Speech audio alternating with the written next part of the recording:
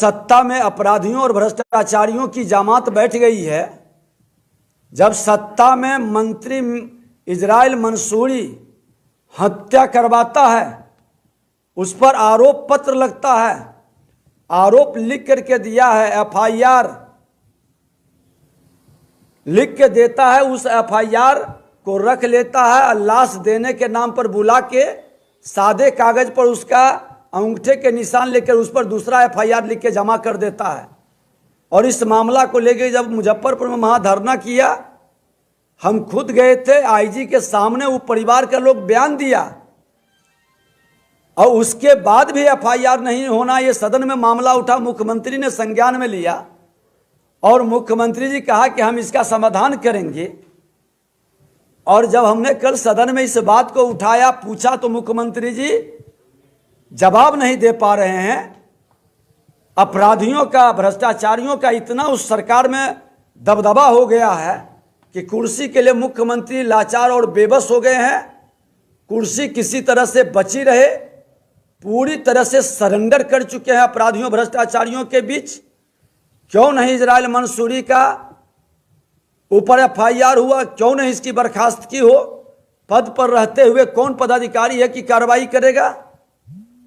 तो जब अपराधी बैठा हो सरकार में, बिहार के उप मुख्यमंत्री तेजस्वी यादव जी पर भ्रष्टाचार का आरोप है, खुल करके कई प्रकट हो रहा है, अकुत संपत्ति के मालिक बने हैं और ये सरेंडर करके हाथ जोड़ के खड़े हैं।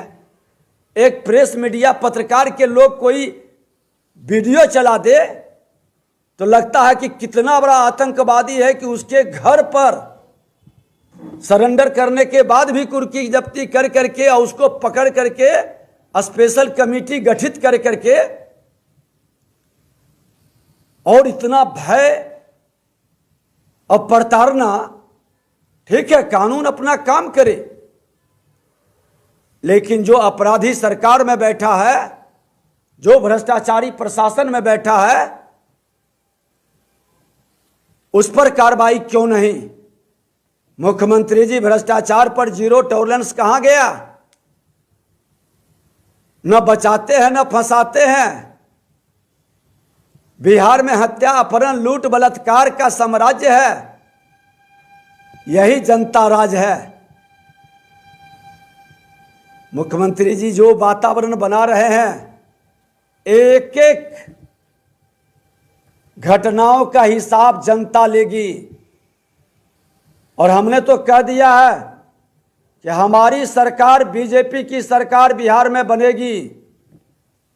ये महागठबंधन की सरकार में जितना भी हत्या, अपहरण, लूट, बलात्कार, प्रशासनिक अराजकता का शिकार लोग हैं, इन सब के आवेदन पर संज्ञान लेकर और स्पीडी ट्रायल चलाकर इन अपराधियों और भ्रष्टाचारियों के संपत्ति को जब्त ही नहीं करेंगे, बुलडोजर से ढाहेंगे भी और कुल फाइल खोल करके अंदर करेंगे।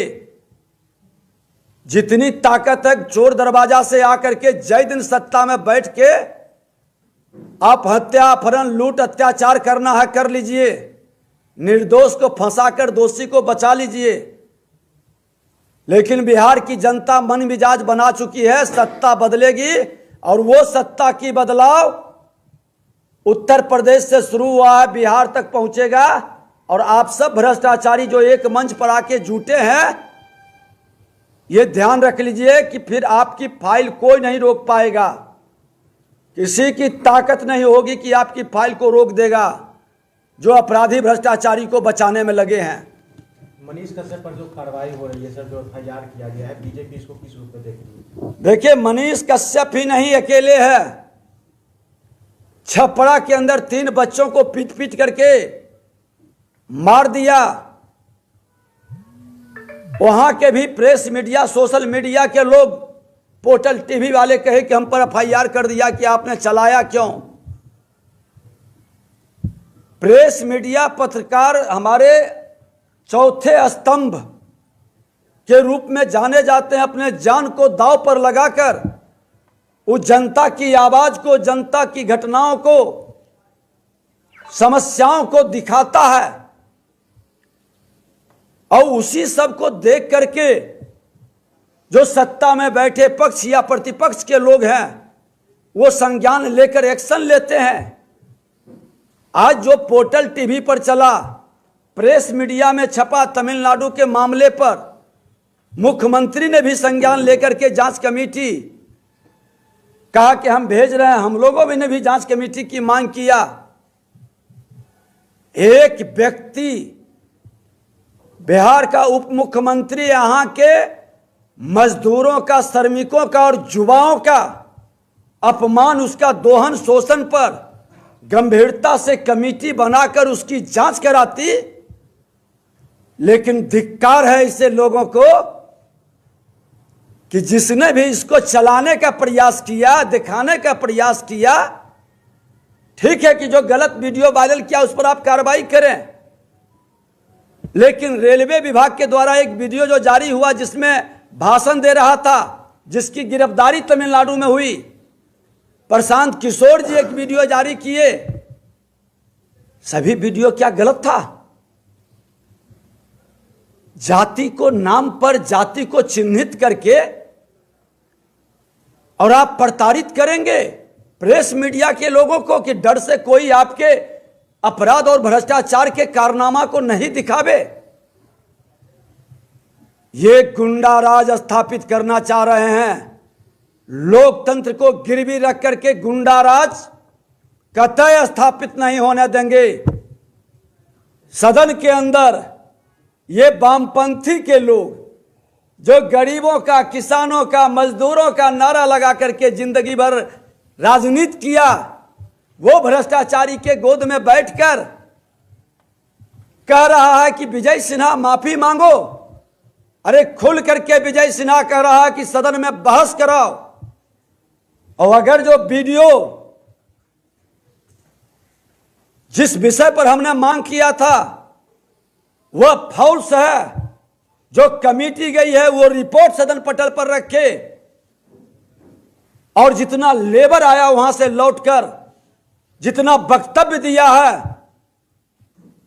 उस जांच कमेटी के सामने उसको प्रेजेंट करे और तब निर्णय करे न्यायिक दंडाधिकारी के सामने बैठाकर कि गलत सरकार है या गलत प्रतिपक्ष या प्रेस मीडिया के लोग हैं। नौटंकी बंद कर दीजिए। हमेशा यहाँ के मजदूरों, श्रमिकों और युवाओं का अलग अलग स्टेट में कई बार परीक्षा देने जाता है, उसकी पिटाई हो जाती है। मजदूरी करने जाता है, 6 महीना में 4 महीना का देता है, 2 महीना का रख लेता है। हमने तो श्रम मंत्री के नाते सुझाव भी दिया था, विभाग के अंदर भी कहा था कि समुद्र पार के लिए तो नीति बनी है, लेकिन देश के अंदर दूसरे राज्य के लिए भी अपनी एक वैसा पोर्टल डेवलप्ड हो और उस राज्य के अंदर वैसे मजदूरों, श्रमिकों और युवाओं का जो अपने हुनर को, अपने कौशल को चमकाने के लिए, अपने प्रतिभा को बढ़ाने के लिए, अपनी रोटी की व्यवस्था करने के लिए जाते हैं, उसके साथ कोई दोहन, शोषण और अत्याचार नहीं कर सके। लेकिन तेजस्वी यादव जी, आप युवा हो करके बिहार के श्रमिकों का, बिहार के नौजवानों का सम्मान करने की बजाय अपमान करने का खेल मत खेलिए। आपसे ज्यादा विजय सिन्हा एक राष्ट्र श्रेष्ठ राष्ट्र का समर्थक है। कश्मीर से कन्याकुमारी तक मां भारती का सभी संतान का अधिकार हर राज्य में बराबर का है। कोई राज्य किसी भी इस मां भारती के संतान को न अपमानित कर सकता है, न अपमानित कर सकता है, न दोहन शोषण कर सकता है। सबका संरक्षण और सुरक्षा देने का राज्य सरकार की जिम्मेवारी है। तमिलनाडु की सरकार तो अपनी जिम्मेवारी निभा रही है कि अपने राज्य की छवि धूमिल होने देना नहीं चाहती है। लेकिन आप बिहार सरकार, जो आपके सैकड़ों मजदूर लौटा और बयान दिया, जिस तरह से स्टेशन पर भाषण चल रहा था और बिहारियों के प्रति नफरत का भाव पैदा कर रहा था, बिहार के सम्मान बढ़ाने के लिए आप क्यों नहीं ठोस नीति बना रहे हैं? क्यों नहीं सर्वदलीय बैठक बुलाकर अपने बिहार के श्रमिकों का, मजदूरों का, युवाओं के प्रति इस तरह के नीति का निर्धारण कर रहे हैं। और प्रेस मीडिया को कितना को बंद करेंगे। जेल के अंदर जब आपके पिताजी भ्रष्टाचार के मामले में गए तो हाथी पर चढ़ के लौटे थे। जब उनको शर्म नहीं लगा तो प्रेस मीडिया को झूठा केस में फंसाकर जेल भेजेंगे तो वह हाथी पर चढ़कर नहीं, जनता के दिल पर चढ़ करके आवेगा। रोक नहीं पाइएगा किसी को। जरूरत है कि जांचनी चाहिए। भ्रम कोई ना फैलाए, अफवाह कोई नहीं फैलाए। लेकिन मामला आया है अगर जो होली में तो पूरे देश से लौटा मजदूर बिहार, लेकिन सिर्फ तमिलनाडु की चर्चा क्यों हुई और किसी स्टेट की चर्चा क्यों नहीं हुई। मुख्यमंत्री ने गंभीरता से संज्ञान लिया। हम लोगों को उम्मीद जगा कि मुख्यमंत्री कुछ करेंगे, लेकिन आज कुर्सी के लिए कुर्सी कुमार बेबस हो गए हैं, लाचार हैं, सत्य को जानते हुए भी नहीं बोल पा रहे हैं। अपराधी मंत्री पर कार्रवाई नहीं कर रहे हैं, भ्रष्टाचारी उप मुख्यमंत्री पर कार्रवाई नहीं कर रहे हैं। ये बिहार की जनता का, जनादेश का अपमान है। चोर दरवाजा से ला करके एक भ्रष्टाचारी और अपराधी को सत्ता में बैठा दिया गया है। यह दुखद और दुर्भाग्यपूर्ण है। हिम्मत है, चुनौती देते हैं।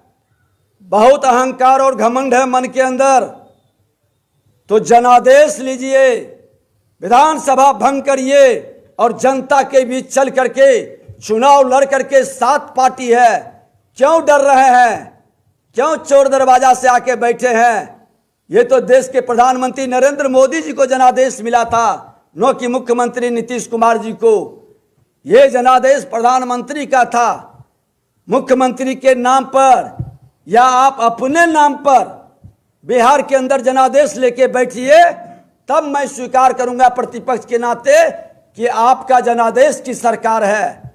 लेकिन एक चोर दरवाजा से आया हुआ व्यक्ति कभी जनता के प्रति न समर्पित भाव से सेवा कर सकता है, न न्याय कर सकता है। अपराधियों और भ्रष्टाचारियों को बढ़ावा देने वाला पूरी तरह से प्रशासनिक अराजकता पैदा कर रहा है। बिहार में घोर प्रशासनिक अराजकता का वातावरण पैदा हो चुका है। मतलब मनीष कश्यप का समर्थन आप करते हैं? मैं मनीष कश्यप का ही नहीं, जो गलत करे उसको सजा दो, लेकिन एक भय का वातावरण किसी के माध्यम से बनाने का प्रेस मीडिया पर अगर जो पहल करता है तो एक विपक्ष के नाते उसका हम प्रतिकार करते हैं। और इस तरह के वातावरण कतई उचित नहीं है। आप जांच करवाइए, जितना निकला कई लोग ने डाला है, कई मजदूरों ने बोला है। छपरा के घटना पर भी प्रेस मीडिया पर आपने एफआईआर किया। गोपालगंज में भी मस्जिद के सामने एक लड़के को पीट पीट के मार दिया, वहां भी एफआईआर कर दिया। फट सनी जो चलाता है वीडियो, उसी को आप धर लेते हैं। अरे आज सोशल मीडिया, असली मीडिया सोशल मीडिया ही बन गया है, जिसके माध्यम से बड़े मीडिया के लोग भी न्यूज को उठाते हैं।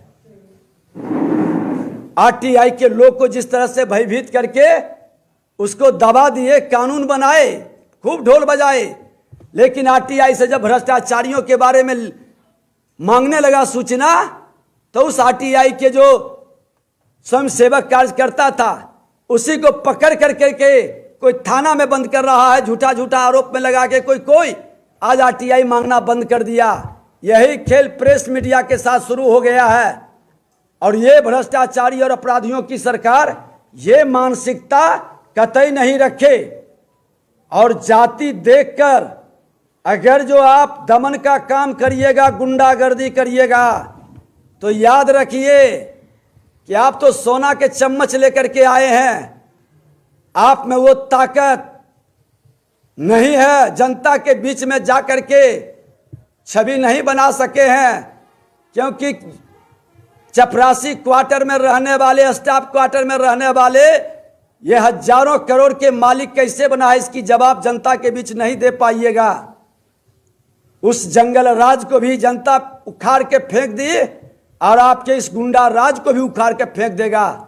इसलिए मैं सभी से आग्रह करूंगा कि कोई प्रेस मीडिया के लोग ईमानदारी के साथ अपने कर्तव्य पथ पर बढ़ते रहें। मैं भी गलत करता हूं निश्चित तौर पर, लेकिन कुछ लोग आज लखीसराय के मामले पर जो प्रेस मीडिया ने गलत न्यूज चलाया था, सदन में उठ करके बड़े बड़े बयान दिए थे कि जांच हो, शराब का मामला में क्यों नहीं जांच रिपोर्ट सदन पटल पर लाया। उस जांच रिपोर्ट में इनका आका फंस रहे थे, उन्हीं के समर्थक लोग ये काम किए हैं तो चाप दिए। और प्रतिपक्ष या कोई लोग का खाली नाम आता है तो सदन में जांच के कमेटी भी गठित करने की बात हो गई कि इसको देखेंगे, जचवाएंगे। ये मानसिकता, दोहरे चरित्र न रखिए। कोई भी गलत करता है, कानून का उल्लंघन करता है, बेझिझक कार्रवाई करिए। विजय सिन्हा अपराधियों को और कानून के उल्लंघन करने वाले के साथ न कभी था न कभी रहा है, लेकिन कानून के नाम पर किसी को डराने का खेल कभी स्वीकार नहीं करेगा। इसके लिए हमको क्या एक बार सैकड़ों बार जेल जाना पड़ेगा, अनशन पर बैठना पड़ेगा, सदन से सड़क तक आंदोलन करना पड़ेगा तो करेंगे, घबराने वाले नहीं हैं।